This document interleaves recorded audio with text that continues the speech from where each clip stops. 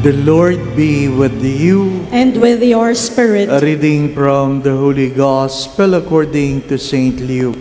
Glory to you, O Lord.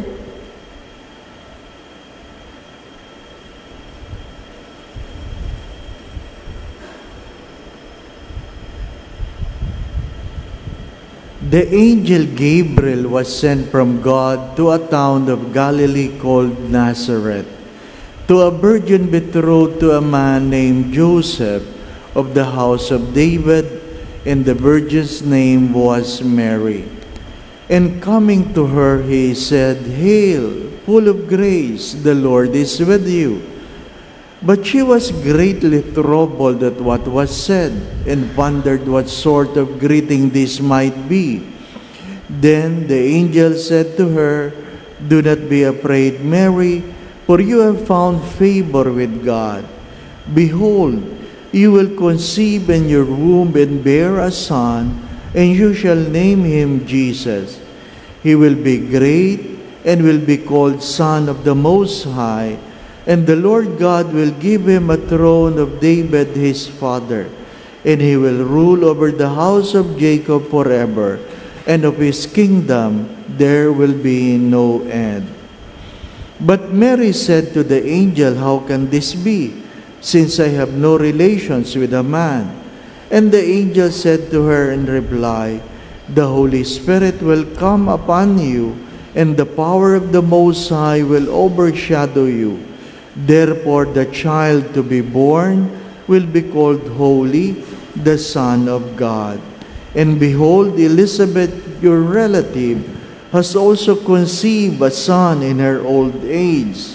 And this is the 6th month for her who was called barren, for nothing will be impossible for God."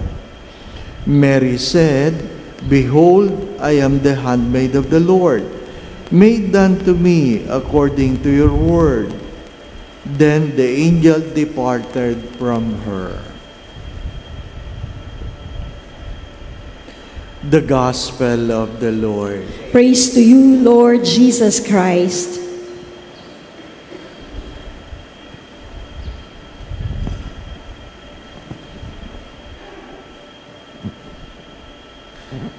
Many people would say, how come that our patron now is the Immaculate Conception when we used to have Our Lady of Guadalupe? Well, you have to understand that before, our country is under the Diocese of Mexico. We are under the Diocese of Mexico, where their patroness is Our Lady of Guadalupe.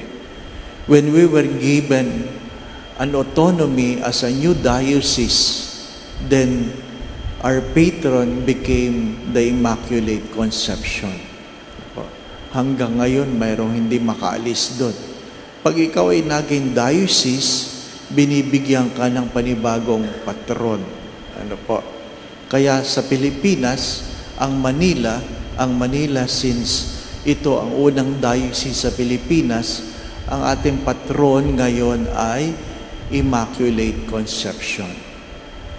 Kaya yung ibang diocese, nang sila ay tinatag, nagkaroon sila ng panibago nilang patron. Ano po? What is amazing about Our Lady of Guadalupe? Mexico has been under many missionary priests. But after the apparition, it only took them 9 years, a little above 9 years, to convert all people in Mexico into Catholicism. Can you imagine?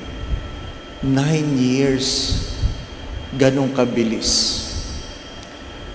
But if you were given a chance to go to Mexico, ano po, one of the places I want to visit, or I want to go on a pilgrimage, they still kept the old traditions, the how would I say that? Still they kept the solemnity of Eucharistic celebration. Ano po? Nagbebelo pa ang mga tao.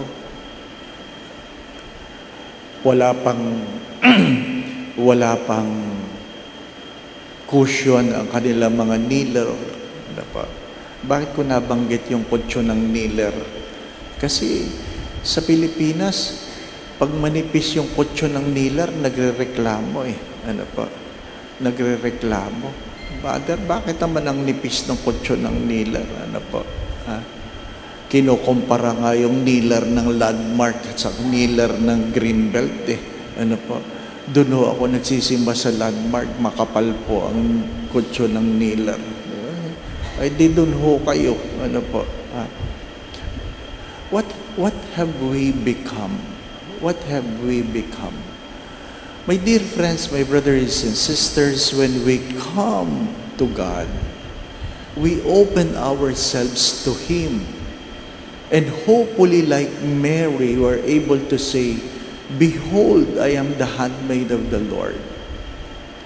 I am in your disposition." Mahirap kang utusan ng Diyos kung paglapit mo pa lamang, ang hanap mo lamang ay comfort. Comfort. Sabi nung isang nag-comment, the essential of Christmas is happiness. Kinorek ko siya, hindi.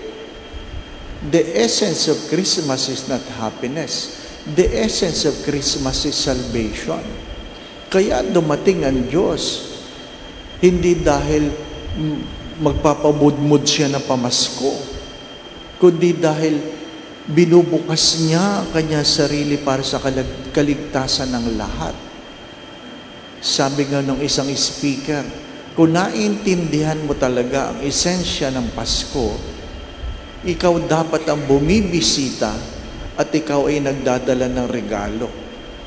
Hindi yung ikaw ang bumibisita at nanghihingi ng regalo. Di po ba? Talaga namang pag Pasko, lalong-lalo na sa probinsya, ano po, kung saan kinakatok ang bahay mo, Pasko po, ano po, lahat hinihingan, ha? Para bagang pagkakataon para manghingi, ano po.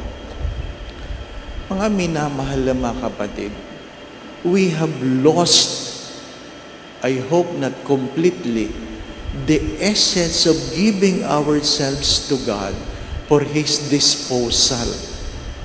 For His disposal.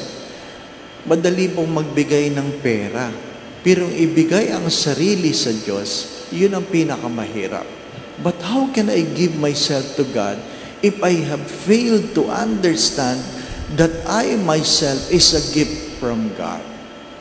Mahirap ibigay ang sarili sa Diyos kung saan hindi natin naintindihan ng ating mga sarili ay galing sa Diyos. Galing sa Diyos. My dear friends, my brothers and sisters, hopefully we have the attitude of Our Lady. We have the attitude. That is what? Willing to listen and willing to obey. And you all know this, that the Latin word to listen is audire. Audire. Audio. Audire. To listen. But to obey is the same word, audire.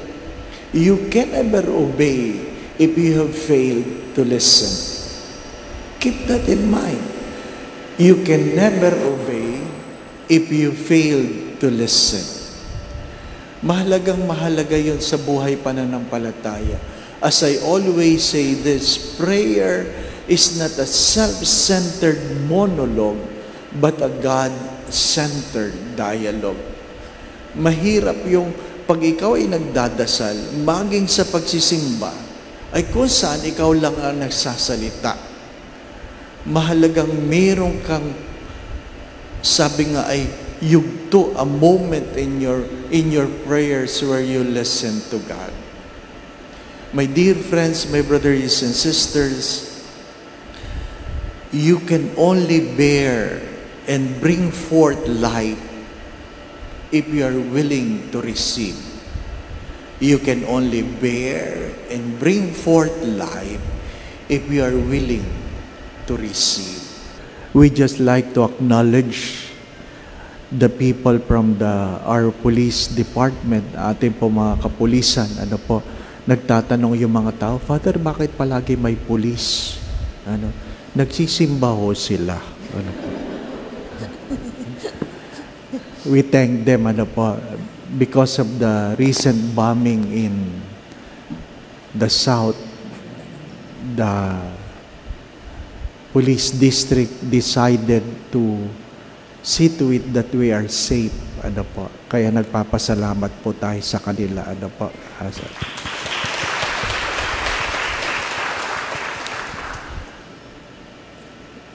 I would like to invite you to our second night of Advent Recollection to be presided by Father Benny Tuason. Professor ko yun.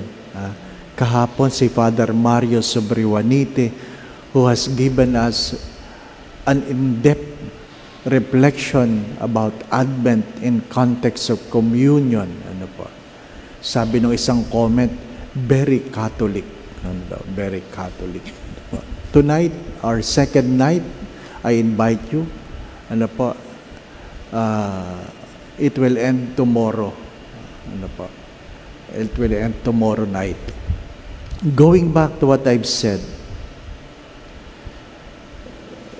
imagine the image of Our Lady of Guadalupe, a pregnant woman, the patron of the unborn and pregnant women.